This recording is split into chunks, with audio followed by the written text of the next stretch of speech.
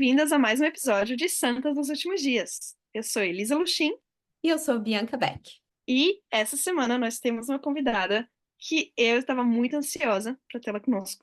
É a Lauane Machado Mota dos Santos.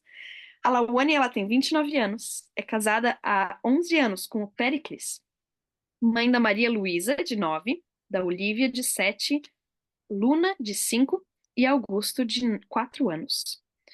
Ela é formada em comunicação social pela Estácio de Sá e atua na área há mais de 10 anos. Hoje ela serve como presidente da Sociedade de Socorro da La Forquilhinhas, em São José, Santa Catarina, mas ela já trabalhou em diversos chamados como secretária em outras organizações e como assistente de assuntos públicos da Estaca. Atualmente, a maior missão dela se resume em equilibrar a vida de entre CEO do lar, dona de casa, mentora de desenvolvimento humano focado na infância, como mãe, social media e líder na igreja, entre muitas outras coisas. Ela ama ler, cozinhar, passear por aí com as crianças e aprender coisas novas sobre o evangelho, economia e história do mundo. Ela vê na maternidade a maior realização dela como ser humano e ela ama estar nessa jornada em parceria com alguém que encara a criação dos filhos de Deus com a mesma profundidade e propósito que ela. Bem-vinda, Lawane! Olá, obrigada, pessoal. Estou muito animada também. Bora lá. Tu descreveu muito bem ali, ó, como mentora de desenvolvimento humano focado na infância. É, E CEO do lar. Toda mamãe é uma CEO no seu próprio lar. caramba. Muito bom. Se vocês não se importarem, eu tenho um pensamento que eu queria compartilhar ali no início do capítulo 17. Mas antes de eu compartilhar, eu queria dizer que eu acho que esse é um dos capítulos mais lindos do livro de Mormon inteiro. Gente, eu me emocionei tanto lendo ele. Eu pensei, como que eu não lembrava desse capítulo dessa forma? Eu não sei se é porque eu tô lendo agora com uma outra lente, agora que eu sou mãe, eu não sei. Eu sei que meu coração se encheu assim, sabe? E eu fiquei muito tocada no. São vários versículos ali que me tocaram, mas do versículo 1 a 6 tem um padrão muito interessante que eu queria compartilhar. Ali no versículo 1 diz assim: Eis que então aconteceu que, depois de haver proferido essas palavras, Jesus novamente olhou para a multidão que o rodeava e disse-lhes: Eis que meu tempo está próximo. E o que me chamou a atenção nesse versículo foi o verbo olhou, porque olhar para mim é você passar o olho sobre alguma coisa, né? Tem uma árvore aqui fora. Eu tô olhando aqui para fora da janela, eu vejo uma árvore, né? Eu tô vendo uma pessoa caminhando com um cachorro. Mas quando Jesus Cristo olhou para as pessoas, nesse caso aqui, ali no versículo 2 diz assim: Percebo que sois fracos, que não podeis compreender todas as palavras que o Pai me ordenou que vos disseste nesta ocasião. Ou seja, o olhar dele vai além, né? O olhar de Cristo, ele passa a aparência, ele passa o que está ao redor, ele vê realmente dentro da gente, ele vê o nosso coração. E daí ele dá algumas instruções para as pessoas, o que que elas precisam fazer, já que elas estão. Ele percebeu, né, que elas estavam fracas e que elas não estavam entendendo o que ele estava falando. Ele disse: Ó, vocês vão para casa, meditem sobre as coisas que eu pedi e peçam ao Pai que vocês possam entender e preparem a mente de vocês, porque tem mais para vir. E daí ele fala assim: Mas agora eu vou para o Pai, eu preciso ir embora daqui, preciso sair.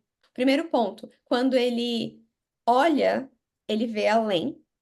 E eu pensei em mim como mãe, em tentar reproduzir isso no meu lar, ver além do comportamento, ver além da aparência, ver além como Jesus Cristo vê, né? O que que tá causando um comportamento específico, ver o coraçãozinho da minha filha.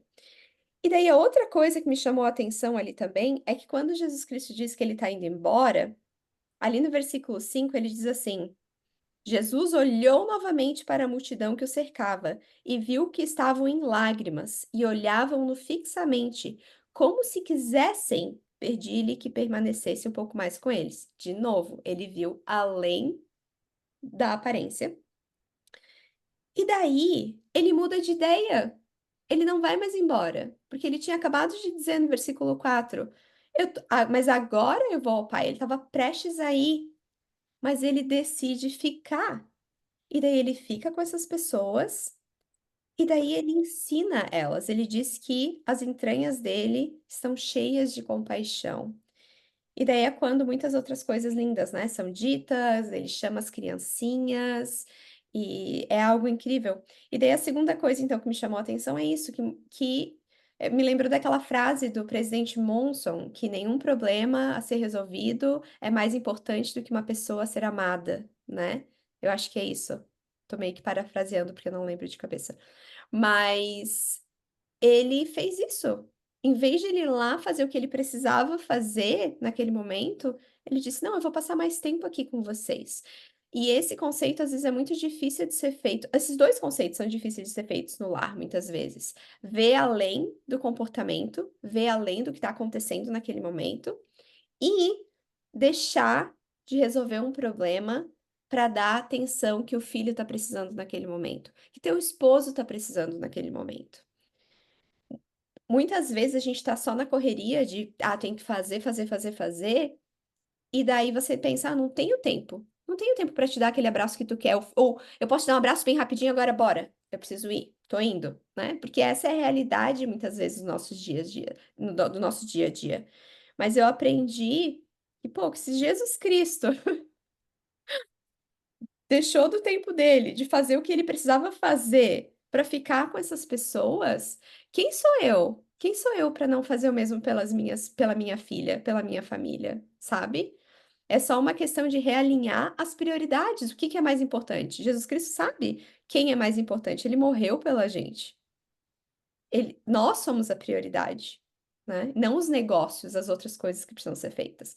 E a mesma coisa, a nossa família é a prioridade, a minha filha é a minha prioridade.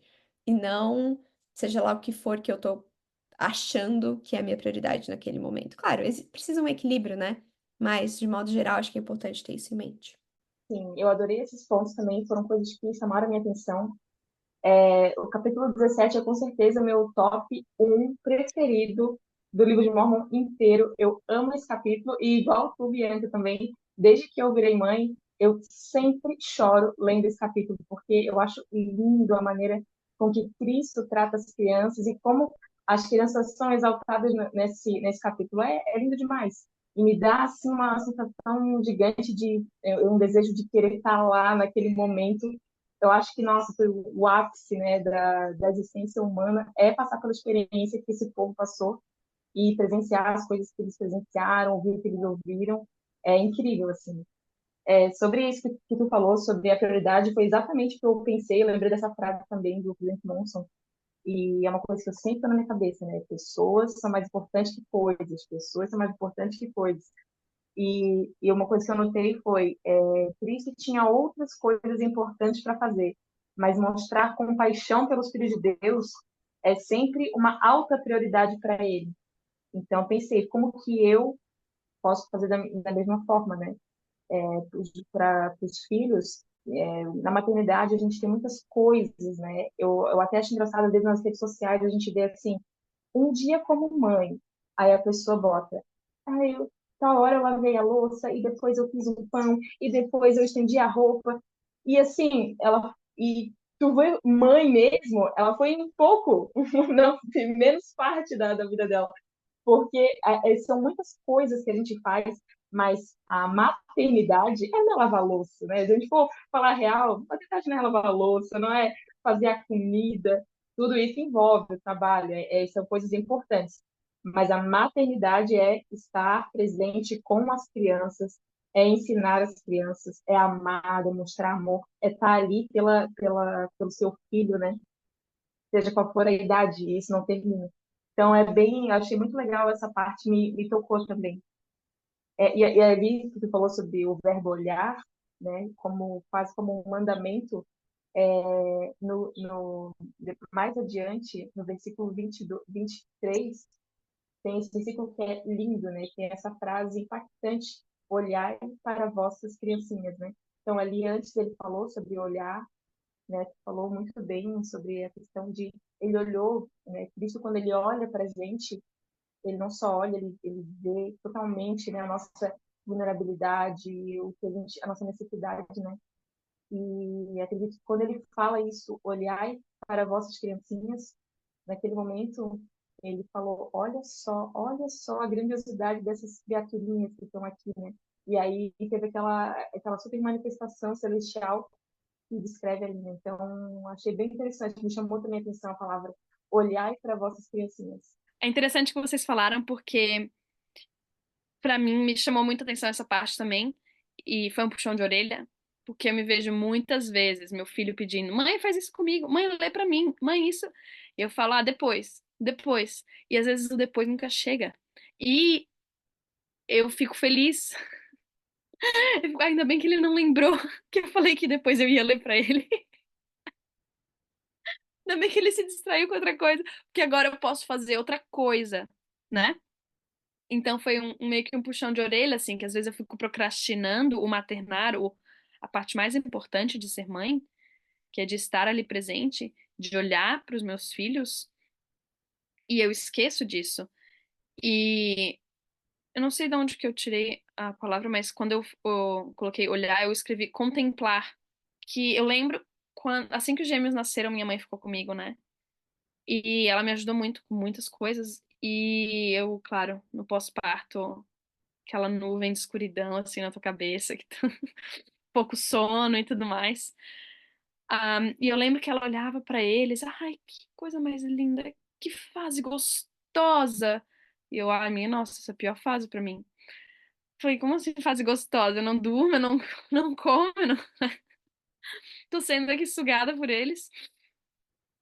Ahm, mas eu acho que é esse puxão de orelha, meio que o Pai Celestial me ajudando a lembrar, a focar e a dedicar tempo para esse contemplar, para dedicar tempo para simplesmente esquece que tem que lavar louça, esquece que tem que preparar comida, dedica-se, mesmo que seja 1 minuto, foca aqui, vive no presente, olha para o teu filho, seja lá que idade que eles tenham, porque nunca, esse momento nunca vai voltar. Esse momento passou, passou. E eu lembro pouquíssimo dos meus bebês recém-nascidos, pouquíssimo, pouquíssimas memórias. Ah, E aí o legal, como a Lawane mencionou no 24, né, que fala essa manifestação celestial, vou até ler pra gente, porque é muito bonito. Fala, e ao olharem, lançaram o olhar ao céu e viram os céus abertos e anjos descendo dos céus, como se estivessem no meio de fogo. Eles desceram e cercaram aqueles pequeninos, e eles foram rodeados por fogo, e os anjos ministraram entre eles. E eu escrevi, o que que eu posso ver se eu dedicar tempo para olhar para as minhas crianças? Ou o que que eu tô perdendo de ver quando eu deixo de olhar para os meus filhos? Então, é meio que uma meta minha agora. Tenho tentado a simplesmente sentar com eles e olhar eles brincando e observar e contemplar eles um pouco mais, para poder ter um pouco mais de experiências, né, com o Pai Celestial nessa parte de ser mãe. Eu acho que uma coisa também é que, como olha a importância da maternidade, ela não ser muito sobrecarregada e solitária, porque, olha só, as coisas vão ter que ser feitas igualmente. Tipo assim, ah, eu vou ficar aqui olhando e contemplando as minhas crianças e a louça vai derramar na pia, né? Não, isso não, infelizmente não é possível, né? Não vai vir uma fada madrinha. Às vezes tem, né? Uma mãe, vem uma tia, vem uma administradora. Já fui salva algumas vezes por irmã, por mãe, né? Em momentos, mas é questão de prioridades mesmo, é a gente entender que uma coisa que para mim mudou assim totalmente minha maternidade é aceitar o caos, sabe? Tanto o caos físico quanto o caos generalizado da criançada, assim, entender que as coisas vão ser muitas vezes fora do meu próprio controle, mas que a gente tem que ir levando, né? E realmente curtir estar com crianças, porque é muito legal ver coisas assim, a gente se diverte, se estressa também igualmente, mas o que eles trazem para o lar, né? Exatamente, quem tem criança em casa sabe o que vem de conversa interessante, de coisas que eles trazem, assim. Realmente são espíritos especiais, né? Não é à toa que Cristo fez questão, né? Logo depois que ele curou as pessoas aflitas, ele falou, traz as criancinhas, eu imagino assim, né? Tem as criancinhas, tá aqui que eu quero abraçar todas as criancinhas.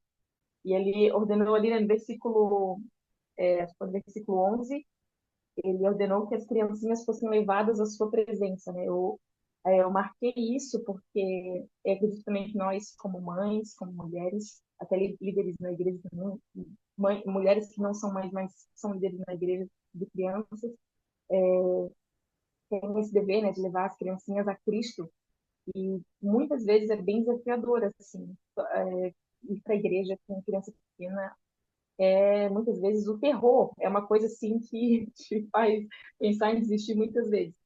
Mas é um mandamento, sabe? A gente tem esse papel, a gente tem que levar as crianças a Cristo, né? E é o nosso papel.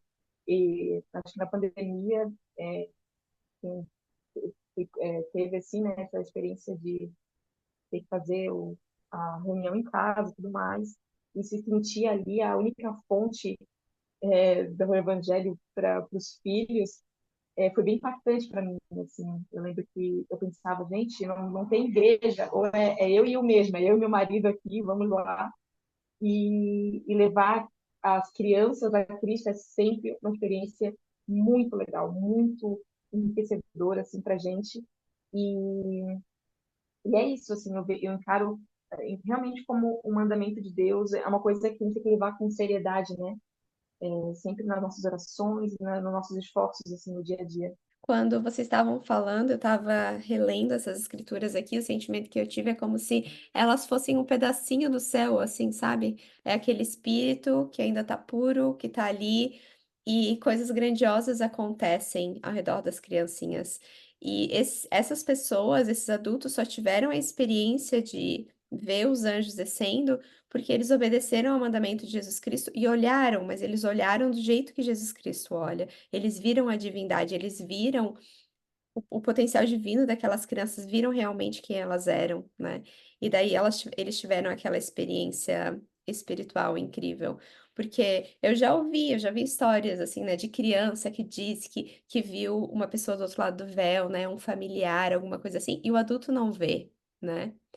Mas através das criancinhas a gente pode ter experiências espirituais, a gente só precisa ter os olhos para ver, né? Quem tem olhos que veja, né? Não é? Não tem uma escritura algo que fala algo assim. É uma frase que se repete, né? Tem olhos para ver, Uhum. ouvidos para ouvir. Uhum. Ali no versículo do 12, né, até o 15, descreve assim, eles levando as crianças e, e as pessoas se ajoelharam, né? Eu fico pensando que naquele momento era como se as crianças estavam mais próximas de Cristo de maneira física, mas Cristo acho que quis mostrar de maneira espiritual. Olha só, né? Toda a multidão estava ao redor, todos se ajoelharam para aquela cena, né? Imagina essa cena. Cristo no meio, né? E as criancinhas todas ao redor dele, assim, todos se ajoelharam. E nesse momento, é, a gente não sabe o que passou exatamente na mente de Jesus Cristo, mas fala que Jesus gemeu em seu íntimo. E assim, eu sempre me intrigou essa escritura, porque ele fala Pai, estou angustiado em virtude da iniquidade do povo da casa de Israel.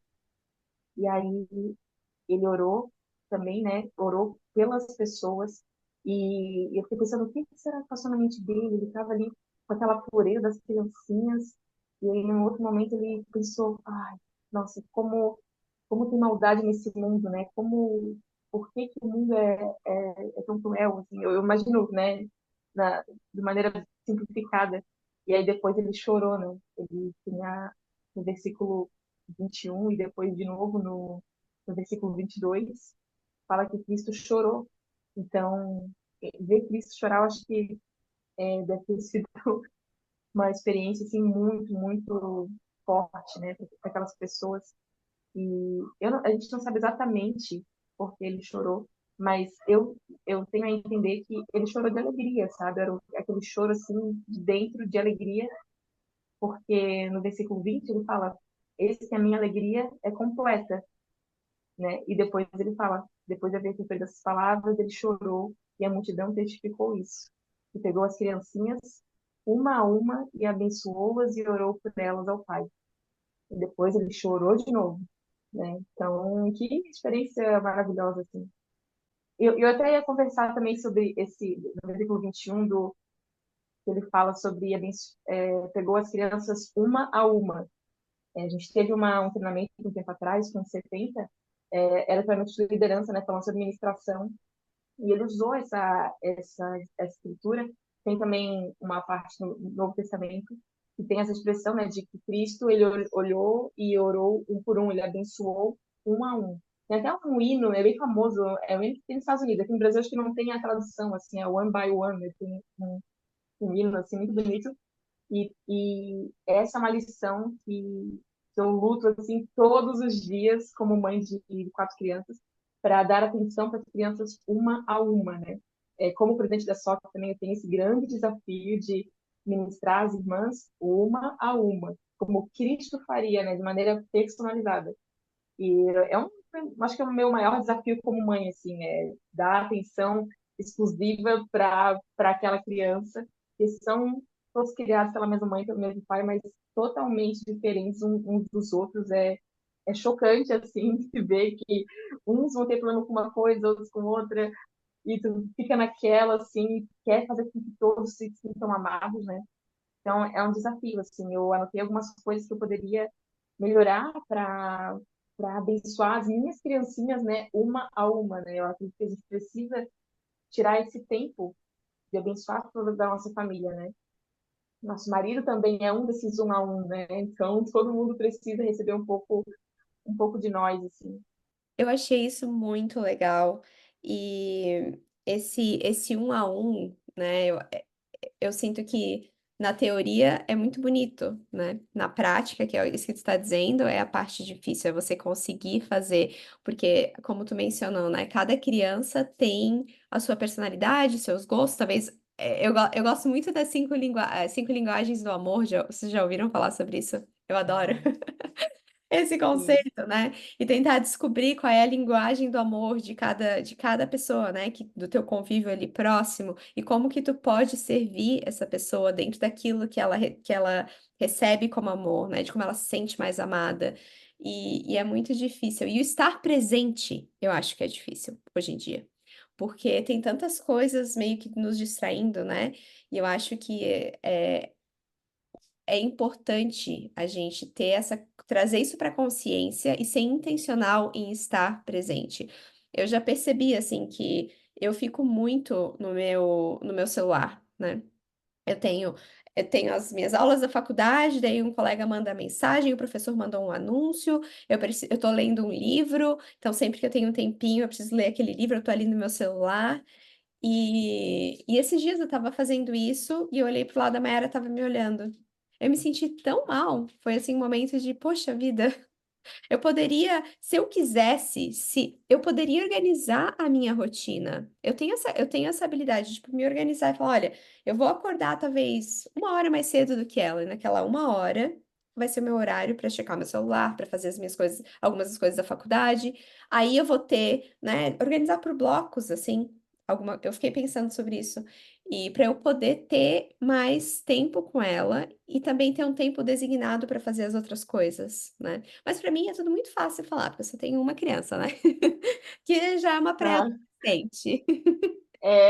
olha, eu estou descobrindo que a pré-adolescência é muito mais difícil do que o puerpério, qualquer outra coisa. Eu só imagino. Assim, a cuidar de uma criança e de muitas crianças, a diferença é só que dá um pouco de mais trabalho. Mas tu, em nenhum momento tu deixa, não, a criança não sai da tua cabeça igualmente. Então, Isso é verdade. Verdade. é muito comparável, assim, né? Mas, voltando, Bianca, eu falou sobre esse negócio de a Mayara tá te olhando, né? Uma vez também eu estava resolvendo alguma coisa no celular e aí tinha uma das pessoinhas ali, acho que era a do meio, tava falando comigo alguma coisa e eu assim, aham, né? Aham, aham, trabalhando assim, aham. Daí mamãe, me ouve, mamãe? Não, tô te ouvindo, aham. Mamãe, olha pra mim. Daí eu, Ah, olha, tô olhando, né? Agora tô vendo, fala, minha filha. E aí, na hora que eu li, esse olhar para vossas crianças, eu lembrei desse dia, sabe? Porque foi, para mim, foi, mamãe, me olha, sabe? Olha para mim, olha nos meus olhos, ouve com os olhos, né? Você não tá me ouvindo totalmente.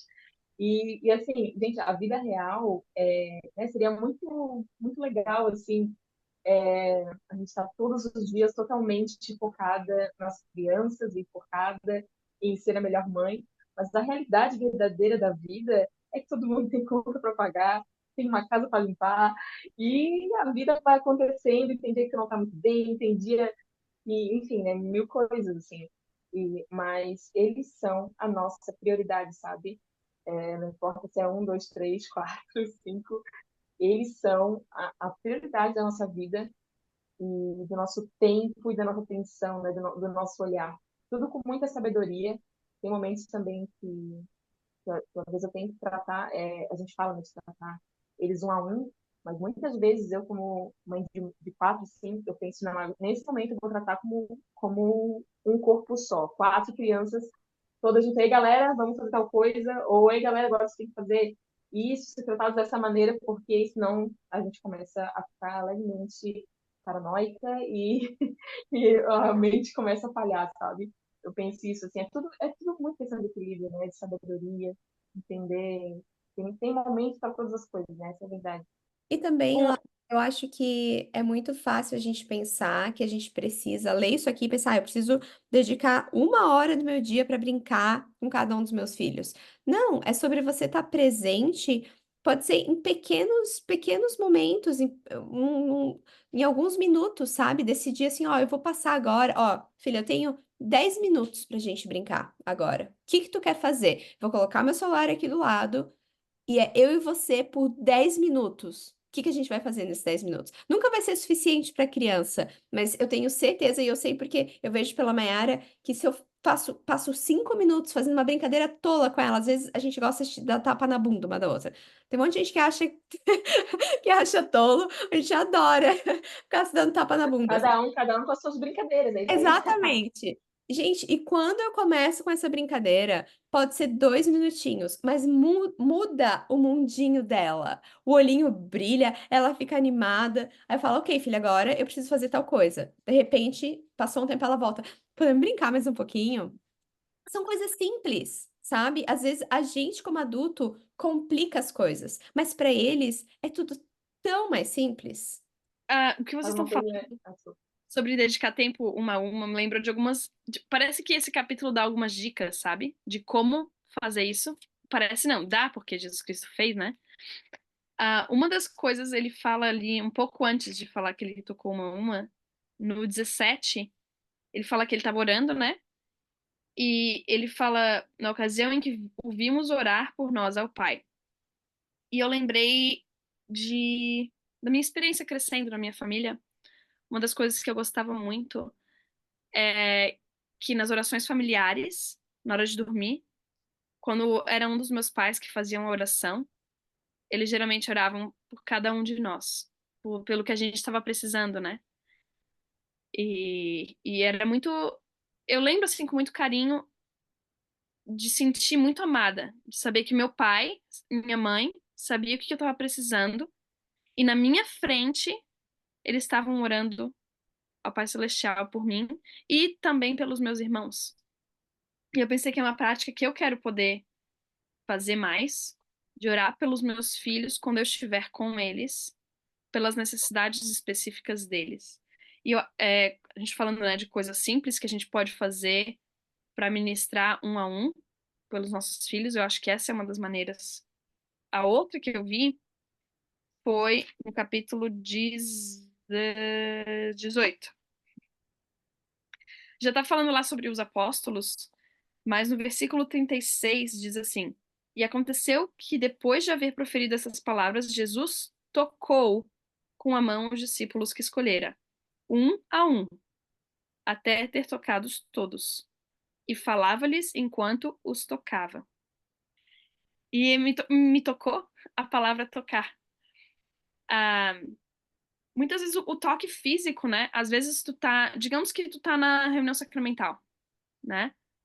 Só tá ali.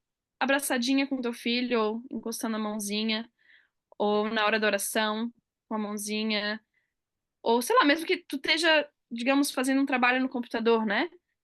E colocar teu filho ali no colo. O contato físico, que às vezes tu não tá conversando, tu não tá dando a atenção 100% porque tu não pode, mas tu ainda tá, de alguma maneira, conectando com seu filho de uma maneira simples e que leva apenas assim, alcançar eles, né? Com a mãozinha, com o corpo e tocar eles. O toque físico é extremamente poderoso.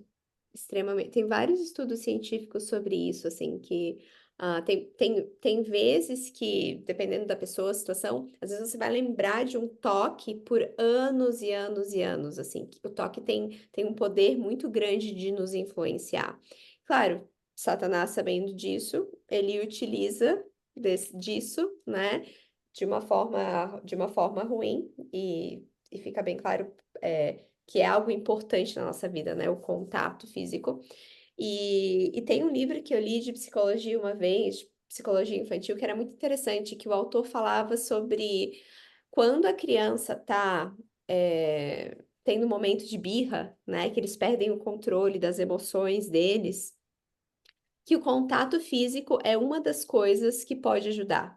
Claro, existem crianças neurodivergentes, que talvez não seja o caso, né? Mas que, de modo geral, o contato físico pode ajudar e acalmar, vai ajudar a liberar hormônios que vão fazer com que a criança se sinta mais calma naquele momento. E eu achei isso muito legal. É importante e pode ser utilizado para demonstrar que tu está prestando atenção, né? Não só olhar, mas tocar. Me fala, querida, o que é que tá te... O que tu quer conversar? O que tu tá sentindo? Como é que eu posso te ajudar, né?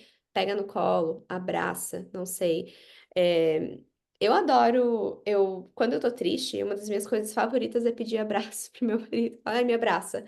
Eu tô precisando. E ele fica me abraçando por vários segundos. E eu não sei vocês se isso acalenta vocês também, mas faz toda a diferença pra mim me sentir abraçada, conectada, né? Isso que tu falou, eu testifico sobre momentos de birras e abraço e toque. É uma das coisas que eu ensinei pro meu filho, né? Quando ele tem as birras, a gente geralmente dá umas opções, né, do que ele quer. E frequentemente uma das opções é um abraço. Ele tá ali chorando, tá bravo comigo, porque eu disse que ele não pode fazer uma coisa, e eu pergunto, você quer um abraço? Eu quero, né? Aí tu vem dar aquele abraço, sinto muito, né? Você não pode ter o que você quer, mas eu tô aqui pra você. E acalma realmente, o toque físico é algo maravilhoso e é muito legal ver que Jesus Cristo fez isso pelas pessoas, ele tocou elas. E quando fala, né, lá no capítulo 11 que a gente já estudou, quando ele também recebeu as pessoas um a um, ah, ele permitiu que convidou elas, na verdade, a tocarem ele, a tocar as marcas das mãos dele, o lado dele, os pés, onde ele tinha sido pregado e tudo mais na cruz. Então, é muito incrível essa coisa do toque físico. Eu sinto assim, ó, a gente falou sobre o olhar, a gente falou sobre o toque, então eu quero trazer uma outra Sim, coisa. sentidos. Dos sentidos, assim, quero trazer uma outra coisa sobre esse assunto que me chamou a atenção, que eu meio que falei rapidinho antes, mas eu queria discutir um pouquinho mais.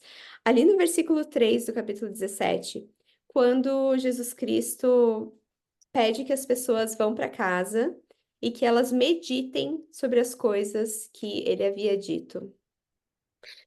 Eu achei muito legal, porque essa ideia de você ponderar sobre algo que você não entende e pedir ajuda do Pai Celestial tem se tornado muito importante na minha vida. Tem muitas coisas que eu não entendo, que eu quero entender, e eu tenho tido experiências muito sagradas com o Espírito ao realmente ponderar, simplesmente orar e dizer, Pai Celestial, eu não consigo entender isso que está escrito aqui, eu não entendo por que esse versículo aqui é importante, por que que eu preciso saber disso daqui. E eu oro e eu fico ponderando sobre isso por alguns dias, e eu tenho recebido as respostas incrivelmente, às vezes é através de uma outra escritura, às vezes o pensamento me veio à mente, a resposta me veio à mente de repente, assim, eu tô, sei lá, no mercado, esses dias aconteceu, e o pensamento me veio à mente, eu pensei, não acredito! Nunca tinha pensado sobre isso. Como que eu não fiz essa conexão antes? Sabe? E é uma experiência muito especial, mas também difícil de ensinar para os nossos filhos. Que você muitas vezes precisa ter paciência e precisa meditar sobre coisas, né?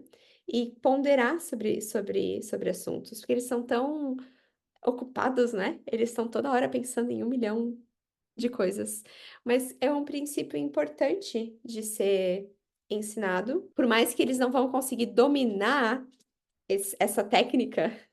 Quando crianças, é importante eles aprenderem isso, que é a gente precisa ter um momento sem celular, sem televisão, sem música, para você orar e ponderar sobre alguma coisa e conseguir ficar quietinho, às vezes, né? Sentado pensando sobre um assunto. Eu vi esses tempos a Elisa fazendo isso com o pequenininho dela e eu fiquei impressionada do quiet time, né? Tu faz um tempo de silêncio, eu fiquei impressionada, porque eu achava que seria impossível, gente. Como é que eu vou falar uma criança de 3 4 anos ficar 1 hora e meia hora em silêncio, tranquilinha? E é um treino, né? Eu imagino que no começo devia ser bem desafiador. Como é que foi isso? Me conta e me passa as dicas já. A gente chama de quiet time, mas é quiet time pra mim, entendeu? É porque ele fica separado de mim, então eu fico quietinha. Sim, Mas sim, assim, sim. é o tempo. Meio que substituiu a soneca dele, né? Chegou uma idade que ele não tirava mais soneca, porque ele resistia à soneca, então eu simplesmente disse: você pode. É no quarto dele. Você pode dormir na sua cama ou você pode brincar, ler. E aí eu deixei alguns brinquedos, né? Poucos, uma seleção mais limitada, mas algumas opções de coisas que ele podia fazer. E no início, sim, foi difícil, porque ele vinha a cada 5 minutos, já terminou, né? Mas assim, dele poder brincar sem distrações, ou sem precisar de mim também, pra ele conseguir brincar sem precisar de mim. E realmente é um tempo que às vezes ele fica lá pensando sobre sei lá das quantas, ou ele fica com os bonequinhos dele, criando história, conversas. De vez em quando eu comecei agora a deixar. Eles têm um negocinho que conta história, né? Então às vezes eu deixo uma historinha contando lá, no quarto. Então não é completamente quiet nesse caso. Mas é um tempinho de sossego, é um tempinho de tranquilidade, né, da criança. Exatamente. Para ter aquele momento de silêncio, para todo mundo saber o que é esse. Esse momento é um momento de quietude. E foi interessante que eu conversei com uma mãe outro dia, não, já faz alguns meses, que ela tinha filhos mais velhos. E ela disse que ela continua com essa prática. Então, todos os dias, em determinado horário, cada um vai para o seu quarto, para o seu cômodo, para o seu cantinho. E eles têm 1 ou 2 horas que é de quietude, sem eletrônicos, sem nada, né? Pode ler um livro, pode ouvir música, pode dormir se quiser, pode estudar as escrituras. Mas é muito legal porque dá para a criança essa autonomia de aprender a brincar sozinha, de não depender de mim, e para pensar um pouco, ficar lá sozinha com os pensamentos dela, né? Uma coisa que eu achei bem legal dessa mesma escritura que tu mencionou, Bianca, é que ele falou: percebo que não podeis compreender todas as palavras. E aí ele disse: vai e medita, né? Vai cada um para sua casa. E uma das práticas que eu pensei, aplicações que a gente pode tirar disso, é que às vezes os nossos filhos não estão prontos para aprender o que a gente tem para ensinar a eles. Que foi no caso aqui, né? Jesus Cristo estava ensinando, ensinando, ensinando, e chegou uma hora: peraí, tô olhando aqui para vocês, parece que vocês estão meio. Não estão conseguindo pegar tudo que eu tô ensinando, né? E ele deu um break, uma pausa ali. Vamos pausar esse negócio aqui. Tu vai lá fazer outra coisa, vai meditar, vai descansar. E amanhã a gente continua, ou depois a gente continua. E eu percebo que às vezes eu tenho essa tendência do tipo, eu quero que meu filho aprenda isso, eu quero que ele aprenda agora, nesse momento. E eu me vi fazendo isso outro dia. Tava tentando ensinar algumas escolhas e consequências pro meu filho, né? Eu deixei eu falei que era pra usar calça comprida e ele foi de calça curta. Ele queria calça curta, eu disse: então tá bom, vai de calça curta. E claro, ele passou frio. E aí o caminho inteiro, voltando pra casa, eu fiquei repetindo, tu viu? Tu tem que ouvir a mamãe, meio que jogando na cara dele, né? Tentando ensinar a consequência. Mas eu percebi que ele tava se sentindo envergonhado, sabe? Eu tava, tipo, humilhando ele. E eu, ups, peraí, eles. Deixa a experiência ensinar por si mesmo. Talvez você não precisa falar muito mais. A outra lição é vencer o bullying, né? A própria mãe já faz ali, já isso é criança. Exatamente. Jesus Cristo não faz bullying com a gente, né? O que que a gente tem que fazer com os filhos? Mas assim, que talvez não era o momento para eu ensinar aquilo para ele, né? Aquela experiência eu já tinha ensinado, ou mais tarde eu poderia vir e conversar com ele sobre o assunto. Eu vejo isso acontecendo às vezes também. Eu tô alfabetizando ele agora, né? Ensinando ele a ler. E tem momentos que ele começa a se distrair. A lição é para ser de 15 minutos. Mas daí eu vejo que tá começando a ficar muito longo, porque ele tá se distraindo. Eu tô ficando irritada, porque eu perco a minha paciência. Eu começo a fazer ameaças. Ah, se tu não se concentrar aqui, então eu não vou ler o teu livro depois. Ah, se tu não fizer. E aí eu falo, ah, quer saber? Às vezes ele só precisa de um tempo. Então eu geralmente digo, ó, você não tá pronto? Tudo bem, eu vou embora, eu volto daqui a pouco e a gente continua. E isso tem ajudado muito, porque já aconteceu umas 2 vezes que eu tava assim, perdendo a paciência. Eu falei, tá bom, eu vou lá embora, daqui a pouco eu volto, tá? Pode brincar aí, fica tranquilo. Depois a gente continua a nossa lição. Mas de perceber quando os nossos filhos às vezes só não estão prontos, não estão preparados, estão sendo criança, né? Porque a quantidade de atenção que os nossos filhos têm é muito, dependendo da idade e maturidade deles, varia muito.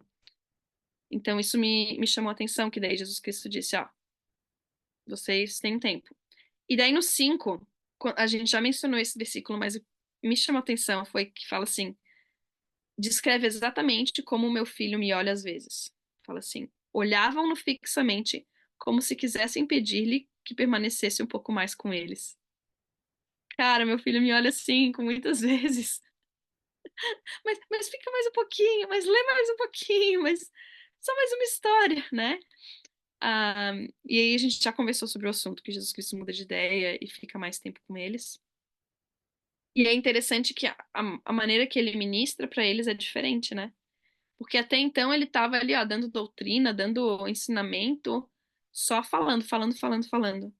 E aí ele faz tudo que a gente já conversou sobre orar com eles, convidar as criancinhas para virem, convidar as pessoas que estavam enfermas, cura elas. Então ele ensina de uma maneira diferente também. Ele muda a maneira que ele está ministrando e ensinando as pessoas. É muito incrível. Ainda sobre esse assunto de meditar, ponderar, é, eu ali na palavra meditar leva para o guia de estudo das escrituras, né? E o ponderar ele descreve como assim, quando combinado com a oração, a ponderação a respeito das coisas de Deus pode produzir revelação e entendimento. E logo depois daí vem vários exemplos das escrituras de pessoas que tiveram grandes revelações no momento que estavam refletindo e meditando. E tem a escritura de Maria, né, que guardava as coisas no coração, né? A Maria lá com Cristo, acontecia uma coisa, ela só, eu pensando assim, né, ela só ficava ali matutando na cabeça, gente, guardando aquilo, e já se fazendo entender na própria mente dela a promessa de que ela tinha de que o filho dela era o Messias, né? Imaginando assim, isso sendo entendido na mente dela. E aí eu pensei, escrevi a pergunta, né? O que que está me impedindo de ter esse momento de meditar nas escrituras, de meditar, de ponderar? Aí a primeira coisa que veio na minha cabeça é porque eu sou mãe de 4 crianças, eu não tenho tempo mais de meditar nas escrituras. E aí depois, né, lógico, esse é minha mulher natural, é a minha mulher espiritual fala assim, será mesmo? Será que são tuas crianças que te impedem? Ou será que não é esse celular na tua mão, que não sai da tua mão aí, mulher? Entendeu? Então, me veio na mente uma palavra que eu gosto muito de repetir, tá nas escrituras, que é repetida nas escrituras, que eu gosto de lembrar, que é a palavra sobriedade. E que é ao contrário, né, de estar bêbado, né, vamos dizer assim, de estar, como é que se fala quando a gente está insensível, né? E a gente tem que estar sóbrio de maneira a conseguir receber essas revelações. E eu me lembro de momentos assim, ó, os momentos acho que mais espirituais, talvez não os mais espirituais, porque eu acredito que o templo eu já tive experiências bem especiais, mas num local mais que não seria o local adequado, mas que eu tive experiências muito sagradas, foi no ônibus, indo para a faculdade, numa época em que não tinha redes sociais, sabe? Tinha, né, mas muito pouco. E eu penso como que realmente as mídias, e entre outras coisas, distraem a gente, sabe? Vão, assim, é o plano de Satanás mesmo, de tornar a gente cada vez mais insensível e mais desligado, né? Tem um termo hoje em dia, né, que fala sobre parentalidade distraída, né? A gente é mãe, a gente está ali, mas não está ali. A gente está distraído. A gente está pensando em notícias que não tem nada a ver com a gente, sabe? Assim, é política, é um famoso que fez alguma coisa, enfim. E as redes sociais têm esse papel de trazer isso pra gente, de minar nossa mente com essas coisas, né? E aí comecei a lembrar de momentos que eu pude ponderar, né? Eu passava 2 horas no ônibus da faculdade, que coisa maravilhosa, solteirinha lá, só viajando na maionese, era levava escritura, lia no ônibus, estava olhando pela janela. Eu chorei tantas vezes no ônibus, de o pessoal perguntar, tudo bem, moça? Está tudo bem? E assim, chorando. E assim, experiências que eu guardo no coração, sabe? De respostas, de revelações, coisas que o Espírito já me falou. E eram sempre nesses momentos, sabe? De ponderação. Então, foi uma coisa que eu anotei, assim, sabe? Eu preciso deixar de lado as desculpas de que as crianças tomam o meu tempo e começar a dominar isso, né? Dominar o meu tempo, fazer os sacrifícios necessários para que o Senhor seja uma prioridade na minha vida, que as escrituras sejam uma prioridade e que eu tenha esse tempo, porque nós, como mulheres e mães, a gente precisa absolutamente, né, encher o nosso baldinho, encher o nosso copinho antes de poder ministrar nossos filhos, nosso marido, as pessoas ao nosso redor, da nossa família, da igreja.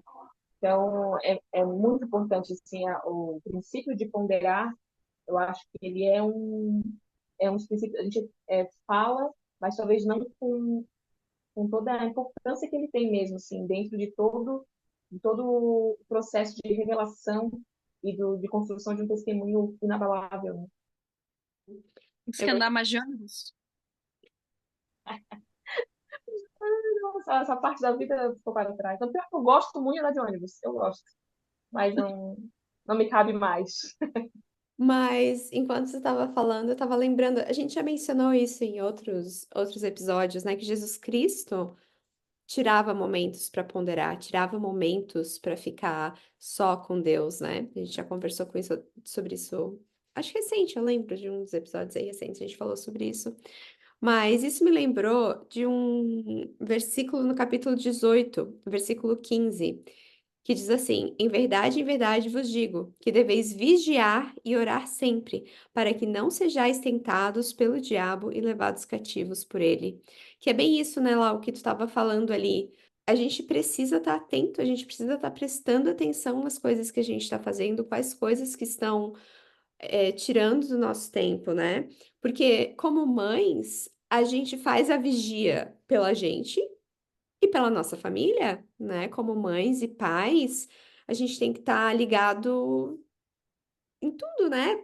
Na forma como a gente pode tá sendo atacado, como a gente está perdendo o nosso tempo, né? Mas também os nossos filhos, quais são os tipos de coisas que estão influenciando eles, né? Quais coisas que a gente precisa estar atentos como mãe, tá vigiando como Jesus Cristo pede que a gente faça aqui, pelos nossos filhos? Será que são os livros que eles estão lendo, as músicas que eles estão ouvindo? A televisão, os programas de televisão. É, eu lembro da minha mãe, nossa, ela era muito preocupada com as minhas amizades. E eu sou tão grata por isso. Nossa, ela era muito boa, assim, perceber de longe quando era uma criança que eu não deveria me envolver. E ela falava, eu não quero que tu brinque com a fulana de tal. E ela tava certa. E eu lembro que eu ficava brava na época, sabe? Eu achava ruim, "Ah, mas ela é tão legal, ela é tão querida, ela quer brincar comigo." Eu falava, não interessa, Bianca, eu não quero que tu brinque com ela. E dito e feito, alguns anos passaram e aquela criança, tipo, fez algumas coisas que eu pensava, nossa, que bom que a minha mãe me disse que não era para eu estar brincando com aquela menina, sabe? Então, minha mãe estava ali, de certa forma, vigiando, né? Prestando atenção nos males que estavam ao redor, né? Não que aquela menina seja má, não é isso que eu tô querendo dizer, né? Mas que talvez a influência dela poderia ter me influenciado a fazer coisas que não seriam tão boas para minha vida. E eu já fiz um monte de coisa ruim sem ter influência ruim, imagina. Realidade. Mas Mas, esse vigia. Desculpa, não, desculpa. pode falar, terminei o pensamento. Não, eu ia falar esse vigia é uma expressão muito usada nas igrejas pentecostais, assim, sabe? Eles falam uma para outra, vigia, mulher, vigia, e é bem isso. Às vezes eu brinco na SOC com as mulheres assim, vigia, varoa, vigia, porque é bem isso, sabe? É uma vigilância constante pra gente, e isso entra na parte da sobriedade, né? A gente está de pé no chão, a gente recebe alguma coisa, a gente já olha aquilo assim, isso aqui tem um dedo de Satanás. Aqui não, Satanás, aí a gente fala. Porque é isso, assim, é muito. Gente, é tão sutil, sabe? Umas verdades que a gente vai aprendendo no mundo. Aí, às vezes, entra um pouquinho na igreja, através da fala de alguém, aí tu fica assim: isso aí não tem uma verdade verdadeira total aí. Tem uma mistura aí com doutrina de homens. E é uma vigilância constante. E há uma palavra que se repetiu também nos capítulos 18 e 19, foi a palavra sempre, né? Que é usada ali na parte do sacramento. Eu anotei ali a pergunta, né? Como tornar o sacramento um momento mais especial de adoração para mim e para os meus filhos? E ali no versículo 6 e 7, né? Que deveis fazer sempre essas coisas e sempre, sempre, sempre. Então, o sacramento, ele é muito importante e o ato de excomungar domingo na igreja, tomar o sacramento, ele tem que ser feito sempre. Então, faltar um domingo ou outro por uma questão de conveniência não é uma opção, sabe? É a questão, a gente precisa estar na igreja e tomar o sacramento sempre, né? E fazer com que os nossos filhos tenham esse momento sagrado com Cristo e nós também deixar um pouquinho, às vezes, a perfeição de estar as crianças totalmente quietinhas, assim, e a gente ter esse momento com Cristo também no sacramento, né? Conseguir estar ali e receber da bênção, da renovação dos nossos convênios, sem estar distraída em tentar deixar as crianças viverem, não sei para vocês, assim, mas para mim já foi mais difícil. Hoje é até um pouco mais fácil, mas assim, ó, de sair muito frustrada das reuniões sacramentais, tipo, nossa, o que eu tô aqui, gente? O que eu tô fazendo aqui? Sabe? Para mim não adiantou de nada. Mas é essa tentativa, assim, louca de tentar amar e distrair as crianças. E elas não podem falar, uai, senão a irmã vai falar que eu sou uma péssima mãe. E aí tu acaba ficando totalmente focada nas crianças ali. E esquece que tu é um ser humano, um espírito que precisa ser nutrido, sabe? E tem essa obrigação de renovar os convênios com Deus, né? Então, anotei isso, assim, para prestar atenção nesse momento e tentar desviar um pouco o foco das crianças nesse momento, sabe?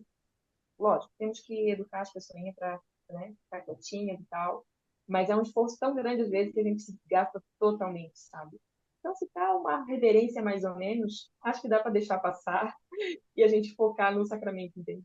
Uma das coisas que eu tenho tido como meta ultimamente pra mim, eu sei que assim, eu nunca passei por essa fase com criança pequena, nunca tive esse momento, né, da loucuragem ali na sacramental e tentar manter a criança quietinha e tal.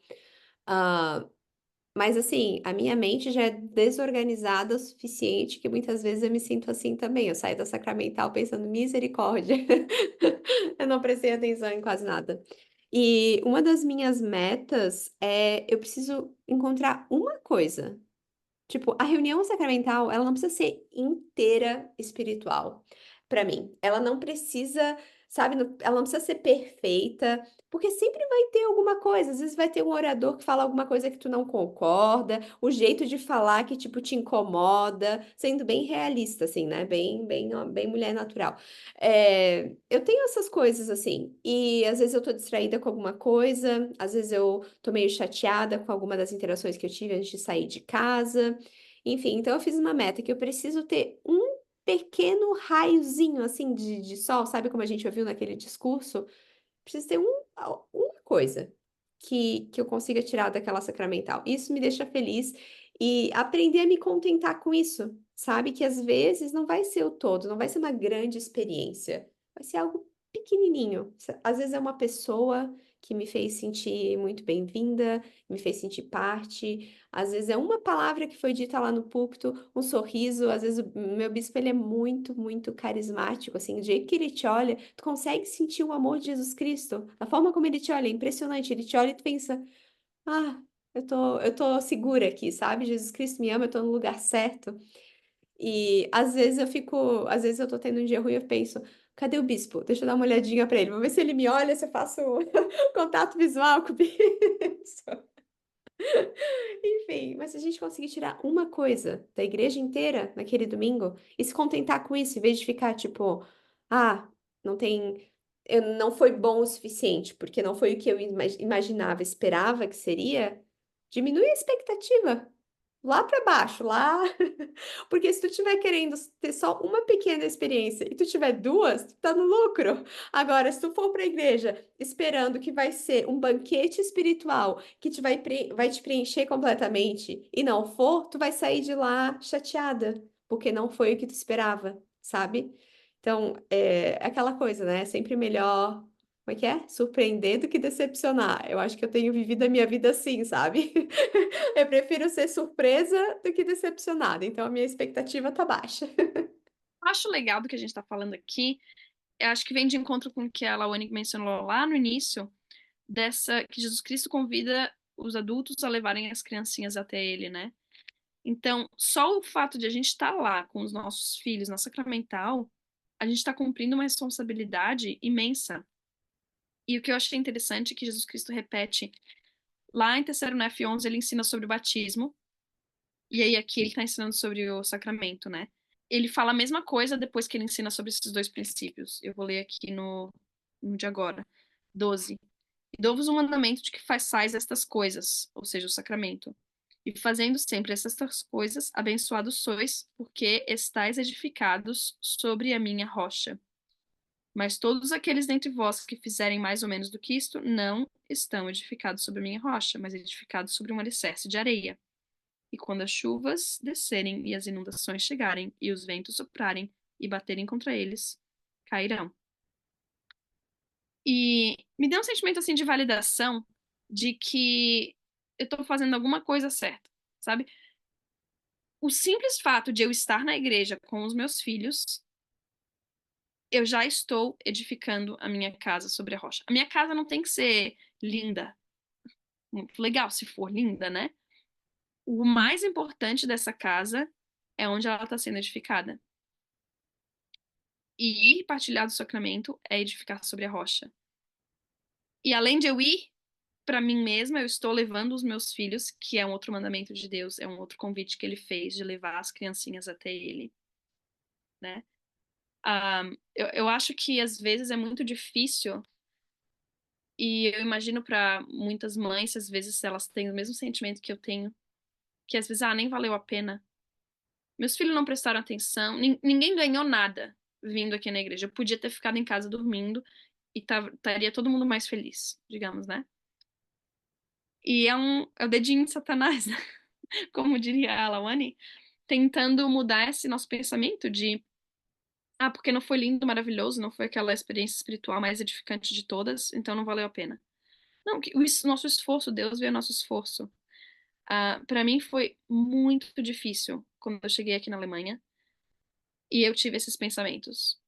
Vários domingos eu chorava na sacramental, passava a sacramental inteira chorando, porque os meus filhos eram muito barulhentos, muito irreverentes, e aqui na Alemanha todo mundo é muito reverente, muito quietinho, muito bonzinho. Tem bastante criança, mas a vibe é outra.